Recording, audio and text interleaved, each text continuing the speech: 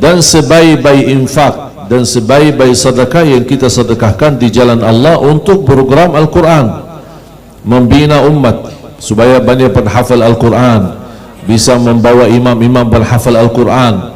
Apalagi kita lihat di zaman ini zaman fitnah, global fitnah, banyak musibah, banyak godaan, sosial media, lingkungan yang bebas.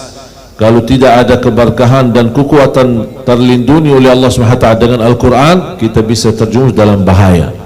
Makanya kita bersyukur, dan Allah SWT menjaminkan kemuliaan bersama Al-Quran, sebagaimana firman Allah SWT di suratul Waqi'ah, innahu laqur'anun karim, sungguh Al-Quran itu mulia. Tapi Al-Quran bukan sendiri mulia, tapi membagi kemuliaan. Ini mengapa ada banyak pahala dari Allah, termasuk bacaan Al-Quran. Setiap satu huruf 10 kebaikan. Kalau kita hitung sendiri, kalau setiap anda baca, tolong tuliskan berapa setoran hari ini, berapa pahala. Bismillahirrahmanirrahim 19 huruf dikali 10 190. Wallahu yudha'ifu liman yasha. Bisa ada orang mendapatkan lebih daripada itu. Ini kembali kepada level ikhlasnya. Karena ada orang membaca Al-Quran untuk hajat, ada orang membaca Al-Quran supaya dapat berkahnya, ada orang membaca Al-Quran untuk mendapatkan ilmunya, ada orang membaca Al-Quran untuk dihayati dan dibelajarinya, macam-macam niat. Ada orang yang membaca Al-Quran untuk menyembuhkan penyakitnya, ada orang membaca Al-Quran ingin mendapatkan petunjuk. Jadi subhanallah, Al-Quran dengan niat apa saja laku, berkahnya luar biasa. Apalagi kalau man arada dunya fa'alaihi bil ilm, wa man arada al-akhirah fa'alaihi bil ilm, wa man arada dunya wal akhirah fa'alaihi bil ilm. Barang siapa yang mengharapkan dunia, ambillah ilmu, dan ilmu yang terbaik belajar Al-Quran. Karena Rasulullah SAW bersabda, khairukum man ta'allama al-Qur'ana wa 'allama. Coba perhatikan hadis ini. Banyak yang sudah hafal kan? Hadis siapa ini? Ada yang tahu hadis siapa? Khairukum man ta'allama al-Qur'ana wa 'allama. Hadis siapa? Yang diriwayatkannya siapa? Sayyidina Uthman ibnu Affan yang membawa hadis ini. Beliau berkata, Rasulullah SAW bersabda, khairukum man ta'allama al-Qur'ana wa 'allama. Diriwayatkan Imam Bukhari rahimahullah. Jadi ini Rasulullah SAW mengutamakan khairukum man ta'allama al-Qur'ana, yang terbaik, sebaik-baik manusia, sebaik-baik di antara kalian yang mempelajari Al-Quran dan menajarnya. Kenapa Rasul mendahulukan orang yang belajar daripada menajar? Sini ada yang belajar, ada juga yang mengajarkan Al-Quran. Kenapa Rasul mendahulukan orang yang mempelajari Al-Quran? Karena ini Rasul mendorong kita untuk belajar. Posisi belajar itu apalagi bersama Al-Quran dapat kemuliaan, bahkan dijamin mendapatkan syafaatnya Al-Quran di hari kiamat. Apalagi Rasulullah SAW bersabda, iqra'ul Qur'ana fa innahu ya'ti yawmal qiyamati syafi'an li ashabihi. Coba, bisa enggak ada yang terjemahin hadis ini?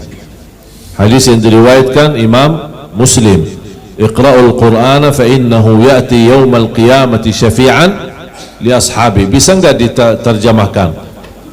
Yang sanggup terjemahin siapa? Yuk, jangan malu-malu. Tafadhal. Orang siapa yang ya, baca iqra'ul Qur'ana fa innahu ya'ti yawmal qiyamati syafi'an li ashabihi. Bacakan bacaan Al-Quran, sungguhnya nanti pada hari kiamat akan memberikan syafaat untuk sahabatnya. Untuk sahabatnya. Bisa enggak dijelaskan apa maksudnya sahabatnya?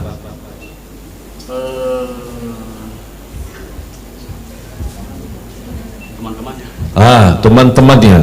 Terus apalah arti teman-temannya?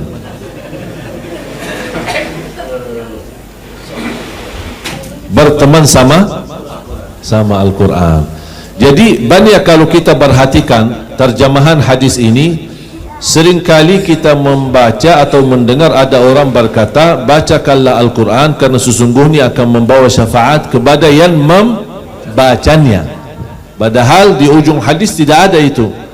Ya, beda awal hadis sama ujung hadis. Kalau untuk hanya membacanya, ada enggak orang munafik membaca Al-Quran? Ada enggak? Ada.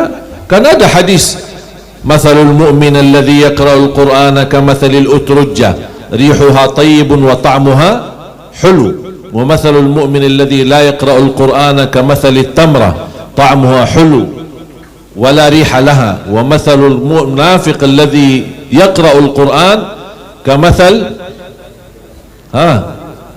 belum pernah dengar hadis ini ya?